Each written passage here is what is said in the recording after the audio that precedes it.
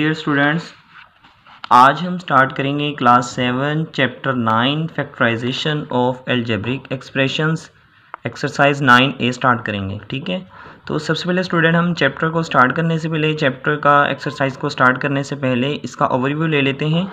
Chapter के name से ही जाहिर है कि हमने फैक्टराइज करना है अलजेब्रिक एक्सप्रेशन को। ठीक है, तो अगर आपको नहीं पता तो मैं बता देता हूँ कि अलजेब्रिक एक्सप्रेशन हम कहते हैं किसी भी ऐसी इक्वेशन या ऐसी एक्सप्रेशन को जिसमें एक वैल्यू जो है हमारे पास कांस्टेंट हो।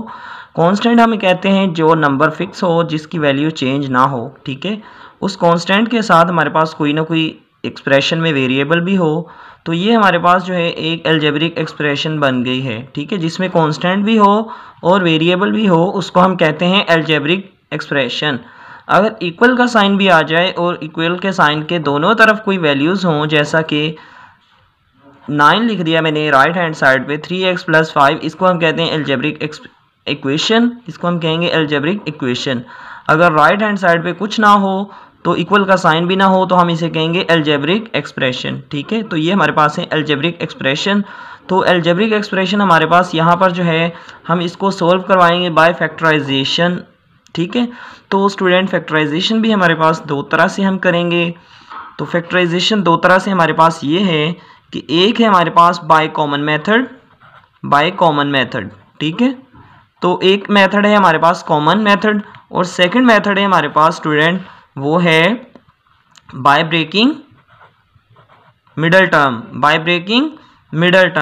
ठीक है, मिडल टर्म को हम ब्रेक करके भी अलजेब्रिक फैक्टराइजेशन करवा सकते हैं बाय ब्रेकिंग मिडल टर्म। तो मैं दोनों मेथड जो है आपको इधर ही एक्सप्लेन कर देता हूँ। बाय कॉमन मेथड में हम देखेंगे कि एक्सप्रेशन में कौन सी वैल्यू जो है दोनों तरफ जो है कॉमन आ सकती है। ठीक है, दोनों तरफ कौन सी वैल्यू कॉमन आ सकती है, जैसे कि इस एक्सप्रेशन में दोनों में कॉमन आ रहा है x, तो एक मेथड ये है। ठीक है, सेकंड मेथड जो है हमारे पास अगर अलजेब्रिक एक्सप्रेशन में वैल्यूज़ दी गई हों, 3 वैल्यूज़ दी गई हों। ठीक है, तो इसमें जो मिडल वैल्यू होगी इसको हम ब्रेक डाउन करके भी जो है फैक्टराइजेशन करवा सकते हैं। तो हम एक्सरसाइज स्टार्ट करते हैं। एक्सरसाइज 9A स्टार्ट कर रहे हैं। ठीक है, तो फर्स्ट क्वेश्चन है हमारे पास रिजॉल्व इनटू फैक्टर्स। इनको हमने फैक्टर्स बनाने हैं। तो मैंने आपको दोनों मेथड बताएं। इसमें हम देख सकते हैं कि हम इसमें हमारे पास 3 टर्म्स नहीं हैं। जब 3 टर्म्स होंगी तो हम ब्रेकिंग मिडल टर्म्स वाला मेथड यूज़ करेंगे। तो अभी ये 2 टर्म्स हैं तो हम इसमें बाय कॉमन मेथड से सॉल्व कर सकते हैं। तो कॉमन हम देखते हैं प्लस माइनस साइन के दोनों तरफ हमने देखना है कि कौन सी वैल्यू जो है पूरी वैल्यू में कॉमन आ रही है। इसमें भी p है, इसमें भी p है, तो हम कॉमन स्टूडेंट वो लेंगे जो p की पावर मिनिमम होगी। यहाँ p की पावर 2 है और यहाँ p की पावर कोई नहीं है तो पावर 1 होती है। ठीक है, तो हम कॉमन ले सकते हैं मिनिमम वाली को, p को। ठीक है, इसमें से हमने p को कॉमन ले लिया। अब देखते हैं सेकंड हमारे पास, इधर देखें ये q वेरिएबल इस तरफ भी है और इस तरफ भी है, तो q भी दोनों तरफ आ रहा है तो हम q को भी वेरिएबल ले सकते हैं, q कॉमन ले सकते हैं। ठीक है, तो हम q पावर 1 वाले को कॉमन लेंगे क्योंकि हमने कहा है कि मिनिमम वाली पावर को हम कॉमन ले सकते हैं। अब जब हमने कॉमन ले लिया तो कॉमन में हम स्टूडेंट करवाते होते हैं डिवाइड। ये p और q इस वाले फैक्टर से डिवाइड करवाया तो ये p के साथ कैंसिल हुआ तो यहाँ पर p रह जाएगा। ठीक है, एक पावर इस पावर के साथ कैंसिल होगी। अब ये q जो है ये भी q के साथ कैंसिल हो गया तो q ख़त्म हो गया। ठीक है, अब देखते हैं सेकंड फैक्टर में से कॉमन क्या आएगा। सेकंड फैक्टर में p से कैंसिल हुआ और q की पावर यहाँ 1 थी और यहाँ 2 थी, पावर 2 1 कैंसिल हो गई तो हमारे पास रह जाएगा p + q। तो ये हमने फैक्टर्स में इसको फैक्टराइज कर दिया है। ठीक है, उम्मीद करता हूँ आपको समझ आई होगी। चले हम स्टार्ट करते हैं सेकंड क्वेश्चन। सेकंड क्वेश्चन में हमने देखे हमारे पास वेरिएबल भी है, कांस्टेंट भी है। कांस्टेंट को स्टूडेंट हम अलग से लेते हैं कॉमन। अब देखिए इधर 3 कांस्टेंट है, इधर 15 कांस्टेंट है। तो कांस्टेंट हमारे पास इधर 3 है और इधर 15 है। कांस्टेंट भी हमने वो कॉमन लेना है जो दोनों तरफ से डिवाइड कर रहा हो। तो इधर 3 है, इधर 15 है। अगर हम 3 को कॉमन लेते हैं तो 3 के टेबल में भी आएगा, 15 के टेबल में भी आएगा, दोनों को डिवाइड करेगा। तो हम 3 कॉमन ले लेते हैं। ठीक है, कांस्टेंट हमने सोल्व कर लिया। अब हम देखते हैं वेरिएबल्स को। वेरिएबल इधर x³ है और इधर वेरिएबल जो आ रहा है वो है x² है। तो दोनों तरफ x है तो हम x की जो मिनिमम पावर वाला कॉमन है वो ले लेंगे, x स्क्वायर कॉमन आ गया, ठीक है। अब x 3 से कैंसिल हुआ डिवाइड करने से, x स्क्वायर x क्यूब से कैंसिल हुआ, तो यहाँ पर x बच जाएगा, ठीक है, माइनस एज इट इज़। और 3 जो है 5 15 तक टेबल पढ़े, 3 का 3 5 15 और x स्क्वायर कैंसिल हुआ, यहाँ पर y रह जाएगा, ठीक है। तो ये हमने फैक्टर्स में इसको फैक्टराइज कर दिया है, ठीक है। अब हम थर्ड क्वेश्चन देखते हैं स्टूडेंट। तो थर्ड क्वेश्चन है हमारे पास 45y की पावर 4 और 9xy क्यूब। तो अगेन इसी तरह बिल्कुल सेम क्वेश्चन है। यहाँ पर भी क्या कॉमन आ रहा है, अगर हम देखें कि हमारे पास कांस्टेंट कॉमन आ रहा है 9, क्योंकि 9 दोनों तरफ से डिवाइड कर रहे हैं और y की टर्म्स दोनों तरफ है, तो y क्यूब है, y की 4 है, तो y की जो मिनिमम टर्म है वो हम कॉमन ले लेंगे, y क्यूब। क्लियर है। तो 9 का टेबल पढ़े 45 आ जाए, 9 4 5 45, y क्यूब y 4 से कैंसिल, y रह जाएगा माइनस एज इट इज़, 9 से कैंसिल और y क्यूब से कैंसिल, जस्ट x यहाँ आ जाएगा, ठीक है। तो अगर अभी हम स्टार्ट करते हैं क्वेश्चन नंबर 4। क्वेश्चन नंबर 4 में भी स्टूडेंट बिल्कुल थर्ड जैसे ही है। कांस्टेंट देखे दोनों तरफ में से कॉमन आ रहा है 6 को हमने कॉमन ले लिया, इस तरफ कांस्टेंट को तो हमने कॉमन ले लिया। अब हम देखते हैं वेरिएबल्स को। वेरिएबल इस तरफ p है और q है, इस तरफ भी p q है। यहाँ p मिनिमम कौन सा है, p, ये वाला p मिनिमम है और ये वाला q मिनिमम पावर है। तो मिनिमम पावर वाले को हम कॉमन लेते हैं। मैं अगेन एंड अगेन ये बात रिपीट कर रहा हूँ। तो 6 से कैंसिल हुआ, p से कैंसिल हुआ, p रह जाएगा, q से कैंसिल हो गया, ठीक है। प्लस जब हमने 6pq को इससे डिवाइड करवाया, 6 के टेबल पर है 12 आ जाए, 6 2 12, p से कैंसिल हुआ, q से कैंसिल हुआ और यहाँ पर q रह जाएगा, ठीक है। एक q कैंसिल हो गया इस q के साथ और यहाँ पर आ जाएगा p + 2q। क्लियर है स्टूडेंट। क्वेश्चन नंबर 5 अभी हम देख रहे हैं। तो क्वेश्चन नंबर 5 हमारे पास स्क्रीन के सामने है। 5a4b² + 15a²b4। अब अगेन हम देखते हैं बाय कॉमन मेथड से हम इसको सोल्व कर सकते हैं, क्योंकि 2 टर्म्स हैं। तो कांस्टेंट हमारे पास जो कॉमन आ रहा है, इधर 5 है और इधर 15 है, दोनों जो है 5 डिवाइड कर रहा है दोनों को। तो वेरिएबल देखें, इधर a की 4 है और इधर a² है, a की पावर जो मिनिमम है उसको कॉमन लिया, इधर b है और इधर भी b है। तो b की जो मिनिमम है उसको हम कॉमन ले लेंगे, b² कॉमन आ गया। क्लियर है स्टूडेंट। तो 5a² b² कॉमन आ गया, 5 से कैंसिल, a² से कैंसिल और यहाँ a रह जाएगा, a² और b² cancel, right. Second factor में हमारे पास जो है 5 का टेबल पढ़े 15 आ जाए, 5 3 15, a² कैंसिल, b² b की 4 से कैंसिल और b² रह जाएगा, ठीक है। तो ये हमारे पास जो है फैक्टर बन जाएगा। नेक्स्ट हमारे पास क्वेश्चन नंबर 6 है। तो क्वेश्चन नंबर 6 में हमारे पास जो है xy + x + y + 1 ये फैक्टर्स थे। तो हमने इनमें से फैक्टर बनाने हैं कॉमन करके। तो इन दोनों में हमारे पास कॉमन आ रहा है स्टूडेंट x। इन दोनों को हम दो फैक्टर बना लेते हैं। पहले xy + x + y + 1, ठीक है।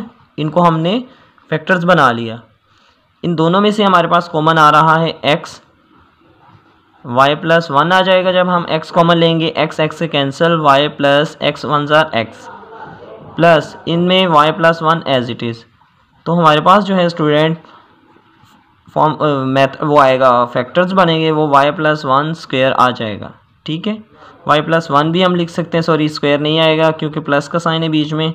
तो ये हमारे पास फैक्टर बनेंगे x × y + 1। नंबर 7 देखते हैं हम। 7a में भी हम 7 क्वेश्चन में भी हम ऐसे ही करेंगे, am³ - am², 2 फैक्टर्स बना देंगे, -m प्लस माइनस कॉमन आ गया, m - 1 आ जाएगा, ठीक है। इसी तरह इधर भी हम क्या करेंगे, इन दोनों में कॉमन क्या आ रहा है, a, दोनों फैक्टर्स में a कॉमन है और m भी साथ कॉमन है, m दोनों में है। तो m की मिनिमम पावर है m², am² कॉमन आ गया, am² कैंसिल, m रह जाएगा इस तरफ और इधर आ जाएगा -1, ठीक है। जैसे ये कैंसिल होगा 1 आ जाएगा, इनमें हमारे पास m - 1 एज इट इज़। कोई कन्फ्यूजन? तो अब इन दोनों में जो फैक्टर कॉमन होता है हम उसको एक दफ़ा लिख लेते हैं। तो ये हमारे पास आंसर आ जाएगा am² × m - 1। क्योंकि m-1 दोनों फैक्टर में कॉमन आ रहा है, तो हम m-1 को जब कॉमन लेंगे तो हमारे पास am² m-1 आंसर आ जाएगा। ठीक है, तो अभी हम देखते हैं स्टूडेंट हमारे पास नेक्स्ट क्वेश्चन जो है क्वेश्चन नंबर 8, वो हम कैसे सोल्व करेंगे। क्वेश्चन नंबर 8 जो है 3 टर्म्स वाला है। तो 3 टर्म्स के लिए मैंने आपको ऑलरेडी डिस्कस किया था कि 3 टर्म्स में हम करेंगे इसको by breaking middle factor. Middle factor को हमने ब्रेक करना है, तो इसको ब्रेक करने का हमारे पास ईजी वे जो है वो मैं आपको एक्सप्लेन करता हूँ। सबसे पहले स्टूडेंट हम क्या करेंगे, ये जो लास्ट वाली टर्म होगी उसको हमने फर्स्ट टर्म के साथ कांस्टेंट को कांस्टेंट से मल्टीप्लाई कर देना है। 9 4 जार 36, आपने इसको माइंड में रख लेना है। 9 4 जार 36 आ गया एक नंबर, और सेकंड जो हमारे पास मिडल नंबर है उसको हमने देख लेना है, वो है हमारे पास 12। तो अब हमने 2 नंबर ऐसे ढूंढने हैं जिनको लास्ट वाले नंबर्स को मल्टीप्लाई करके 36 आया है। 2 नंबर ऐसे ढूंढने हैं कि मल्टीप्लाई किए हमारे पास 36 आए और प्लस माइनस किए हमारे पास 12 आए, प्लस माइनस किए। ठीक है, तो अभी हम दो नंबर ऐसे ढूंढते हैं, मल्टीप्लाई किए 36 आ जाए, प्लस माइनस किए 12 आ जाए। तो 6 और 6 दो ऐसे नंबर हैं जिनको हम मल्टीप्लाई करें तो 36 आएगा, और अगर प्लस माइनस करें तो आ जाएगा 12। ठीक है, तो ये हमारे पास 2 नंबर आ गए। जब हमने फर्स्ट टर्म को लास्ट टर्म के साथ मल्टीप्लाई किया था तो इसके साथ था a², इसके साथ था b²। तो आप ये याद रख लें या फिर ये याद रख लें, जो मिडल टर्म के साथ ab होगा तो वो जो नंबर हमने जो फैक्टर बनाए हैं, 2 नंबर हमने सोचे हैं अपने माइंड में, उनके साथ हमने यही कॉन्स्टेंट्स लिख देने हैं जो मिडल फैक्टर के साथ होंगे। तो हम इसको फैक्टराइज लिखेंगे 4a² plus 6ab plus 6ab plus 9b²। तो ये हमारे पास इक्वेशन आ गई, क्योंकि हम अगर इसको 6a और 6ab को हम अगेन प्लस करें तो 12ab आ जाएगा। लेकिन हमने एक मेथड से करना होता है, कौन से नंबर हमने सोचने हैं वो मैंने आपको एक इजी ट्रिक इजी वे बता दिया है कि इसको हमने इसके साथ मल्टीप्लाई करना है। वो 2 नंबर हमने ऐसे सोचने जिनको मल्टीप्लाई किए हमारे पास वो आंसर आए जो इनको मल्टीप्लाई करके आया है, और प्लस माइनस किए मिडल टर्म वाला आंसर आना चाहिए। ठीक है, तो वो हमारे पास नंबर आ गए 6ab।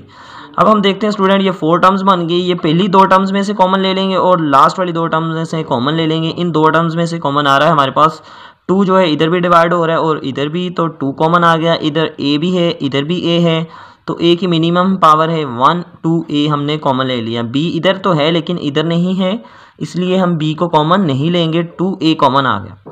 4a² से कैंसिल, यहाँ आ जाएगा 2 2 जार 4, a से कैंसिल a रह जाएगा, और इधर आ गया 2 3 जार 6, a कैंसिल b आ जाएगा। इधर भी हम कॉमन आ जाएगा, तो कॉमन क्या आएगा, इधर 6 है और इधर 9 है, दोनों को डिवाइड कर रहा है 3, और साथ में इधर a है इधर नहीं है, तो इसलिए a हम कॉमन नहीं ले सकते। इधर b है, इधर भी b² है, तो b की मिनिमम पावर है b, इसको हम कॉमन ले लेंगे 3b। तो 3 का टेबल पढ़ें, 6 आ जाए, 3 2 जार 6, b से कैंसिल a रह जाएगा, प्लस 3 3 जार 9, और b² से कैंसिल b रह जाएगा। ठीक है, तो स्टूडेंट एक बात माइंड में रखिएगा कि जब हम बाय ब्रेकिंग मिडल फैक्टर करते हैं तो ये वाला जो फैक्टर होगा दोनों तरफ हमारे पास सेम बनेगा। ठीक है, अगर ये फैक्टर सेम नहीं बन रहा तो हमने कोई मिस्टेक की होगी। तो 2a और 3b जब हम बाय ब्रेकिंग मिडल फैक्टर करते हैं तो ये जो कॉमन्स होते हैं इनको हमने कंबाइन कर देना है। 2a प्लस 3b ये कॉमन कर दिया, और साथ में ये जो कॉमन फैक्टर हैं इनको भी हमने कॉमन कर दिया, यानी कि दोनों में से एक को हम लिख लेंगे क्योंकि सेम है, कॉमन कर देंगे। ठीक है, तो ये कॉमन्स को हमने कंबाइन किया, फिर इनमें से एक को लिख लिया। ठीक है, 2a प्लस 3b। अब ये दोनों फैक्टर्स आपस में क्या हो रहे हैं, कोई साइन नहीं है बीच में, ये मल्टीप्लाई हो रहे हैं। जब मल्टीप्लाई हों, दोनों वैल्यूज़ एक जैसी हों, ठीक है, तो उनके पावर्स जो हैं ऐड होती हैं। 2a प्लस 3b इसको हम ऐसे भी लिख सकते हैं, इसकी पावर 1 इसकी पावर 1, तो ये आ जाएगा स्क्वायर। बाकी अगर आपकी बुक में आंसर यही है तो आप इतना ही कीजिएगा, अगर इतना भी कर लें कोई इशू नहीं है। ठीक है, तो ये मैंने आपको फैक्टराइजेशन का इजी मेथड बता दिया है बाय ब्रेकिंग मिडल फैक्टर। तो क्वेश्चन नंबर अब हम देखते हैं 9। क्वेश्चन नंबर 9 में स्टूडेंट हमने क्या करना है, x इन दोनों फैक्टर्स के साथ क्या हो रहा है, मल्टीप्लाई हो रहा है। क्योंकि ब्रैकेट के अंदर दरमियान में कोई साइन नहीं है तो x अंदर मल्टीप्लाई करवा देंगे। x² माइनस px, अंदर x p के साथ मल्टीप्लाई हुआ, बाहर माइनस था ब्रैकेट के, तो साइन चेंज हो जाएगा अंदर, और q भी x के साथ मल्टीप्लाई होगा, qx आ जाएगा, plus pq as it is. अगर फिर भी समझ नहीं आया तो स्टूडेंट आप पूछ लीजिएगा मुझसे, ठीक है। तो ये आ जाएगा एक्स स्क्वायर, और अभी हम इन दो फैक्टर्स को बना देंगे, इन दोनों में क्या कॉमन आ रहा है, एक्स को कॉमन ले लिया, एक्स माइनस पी आ जाएगा कॉमन। और इन दोनों फैक्टर्स में क्या कॉमन आ रहा है, इधर भी क्यू है, इधर भी क्यू है, एक्स इधर है, इधर नहीं है, पी इधर है, इधर नहीं है, तो हमारे पास क्यू दोनों तरफ है, माइनस क्यू हमने कॉमन ले लिया है। जब माइनस भी हम कॉमन लेते हैं तो अंदर वाला साइन हम चेंज कर देते हैं, क्यू से cancel, X as it is, plus minus minus, Q से कैंसिल, और इधर आ जाएगा एक्स माइनस पी। देखिए मैंने आपको एक्सप्लेन किया था कि ये फैक्टर हमारे पास सेम बनना चाहिए, तो ये हमारे पास सेम बना है, तो इसका मतलब हमने कोई मिस्टेक नहीं की। तो हमारे पास बनेगा, मैंने नेक्स्ट स्टेप में कहा था इन कॉमन्स को हमने कंबाइन करना है, एक्स माइनस क्यू और साथ में हमारे एक्स माइनस पी, मैंने कहा था ये 2 दफ़ा होगा, तो इसको भी आपने कॉमन करके 1 दफ़ा लिख लेना है, ठीक है। तो ये हमारे पास क्वेश्चन नंबर 9 भी कंप्लीट हुआ। क्वेश्चन नंबर 10 हम स्टार्ट कर रहे हैं स्टूडेंट। तो देखें स्टूडेंट, ये 4 फैक्टर्स वाली टर्म है, इसमें देखें हम इन 2 को अलग कर देंगे, इन 2 को अलग कर देंगे। तो फर्स्ट 2 टर्म्स में से हमारे पास जो कॉमन आ रहा है वो आ रहा है ए, इसमें से भी कॉमन आ रहा है, इधर भी है तो ए हम कॉमन ले लेंगे, बी इस फैक्टर में भी है, इसमें भी है, तो इसमें से भी हम बी कॉमन ले लेंगे, ठीक है। तो इन दोनों में हमने ए बी को कॉमन ले लिया, तो ए और बी कैंसिल हुए, यहाँ पर सी रह जाएगा, ए बी इधर से भी कैंसिल हो गया, माइनस एज इट इज़, तो यहाँ आ जाएगा 1, ठीक है। ए बी से कैंसिल हुआ, 1 आ जाएगा। तो इधर से हम जस्ट माइनस को कॉमन ले लेंगे, अंदर साइन हम चेंज कर देंगे, क्योंकि मैंने आपको पहले कहा कि जब हम फैक्टर्स बनाते हैं तो ये फैक्टर हमारे पास सेम आने चाहिए। तो माइनस कॉमन लिया, सी माइनस 1 आ जाएगा। तो अब हम क्या करेंगे, इसको हम एज इट इज़ रहने देंगे कॉमन वाले फैक्टर को, और ये जो फैक्टर बने हैं इसको हमने 1 दफ़ा लिखना होता है, तो ये आ जाएगा A B into C minus 1, ठीक है, A B into C minus 1। तो ये हमारे पास आ गया क्वेश्चन 10 का आंसर, ठीक है। नेक्स्ट हम देखते हैं क्वेश्चन नंबर 11 और लास्ट क्वेश्चन है। ए प्लस बी फैक्टर है, पी क्यू आर फैक्टर है। तो ये देखें ए प्लस बी, ये एक फैक्टर है, ये सेकंड फैक्टर है और ये थर्ड फैक्टर है, ठीक है। तो अभी हम देखेंगे स्टूडेंट, प्लस माइनस के बीच में जो फैक्टर्स होते हैं इनको हमने देखना है, ये प्लस है, ये प्लस है और ये बीच में फैक्टर बने हुए हैं। तो इसमें से भी सारे में से पी प्लस क्यू आर आ रहा है, इधर भी पी क्यू आर आ रहा है, इधर भी पी क्यू आर आ रहा है। ए भी इधर तो है, इधर नहीं है, इधर भी नहीं है, तो जस्ट पी क्यू आर जो है तीनों फैक्टर्स में से कॉमन हम ले सकते हैं। तो इसका सोल्यूशन स्टार्ट करते हैं। P plus Q plus R जो है हम कॉमन ले लेंगे तीनों फैक्टर्स में से, ठीक है। पी क्यू आर को हमने कॉमन ले लिया, तो इधर आ जाएगा ए प्लस बी प्लस 1, ठीक है।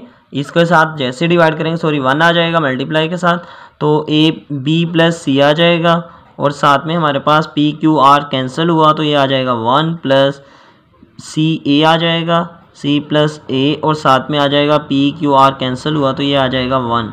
तो ये हमारे पास पी क्यू आर को जब हमने कॉमन ले लिया तो ये हमारे पास आंसर आ गया। तो अब हम लिखते हैं आंसर को P plus Q plus R, ठीक है। अब हम प्लस के साइन को ब्रैकेट्स को ख़त्म कर देते हैं। ए प्लस बी 1 से आज मल्टीप्लाई हुआ यही आएगा, बी प्लस सी 1 से मल्टीप्लाई हुआ तो एज इट इज़ आ जाएगा, और सी प्लस ए जो है 1 से मल्टीप्लाई होने के बाद C plus A as it is आ जाएगा, ठीक है स्टूडेंट। तो नेक्स्ट हमारे पास जो है ये आ जाएगा P plus Q as it is plus R, ठीक है, P plus Q plus R as it is. तो नेक्स्ट हमारे पास आएगा इन सबको सेम जो है उनको सॉल्व कर लें, ए के साथ सॉल्व होगा, ए और ये ए 2a बन जाएगा, प्लस बी प्लस 2b आ जाएगा, प्लस सी और प्लस सी प्लस 2c आ जाएगा। तो इन सब में भी अब हम कॉमन ले सकते हैं क्योंकि हम कॉमन फैक्टर से मल्टीप्लाई सॉल्व कर रहे हैं। तो 2 जो है इन सब में कॉमन है, तो हम 2 को कॉमन ले लेंगे, तो a प्लस बी प्लस सी ये फैक्टर बन जाएगा, ठीक है। तो जो हम कॉमन लिया है इसको हम स्टार्ट में भी लिख के ये आंसर भी लिख सकते हैं, P plus Q plus R, ये लिख दें तब भी ठीक है, इतना कर दें तब भी ठीक है, ठीक है स्टूडेंट। तो ये थोड़ी फार्मेशन ज़रा अच्छी लगती है क्वेश्चन की, इसलिए मैंने ऐसे कर दिया है कि कॉमन वाले को हम स्टार्ट में ले गए हैं 2 को। तो उम्मीद करता हूँ आपको कोई कन्फ्यूजन नहीं होगी। अगर फिर भी किसी को कोई कन्फ्यूजन हो तो आप कमेंट सेक्शन में पूछ सकते हैं। अल्लाह हाफिज़।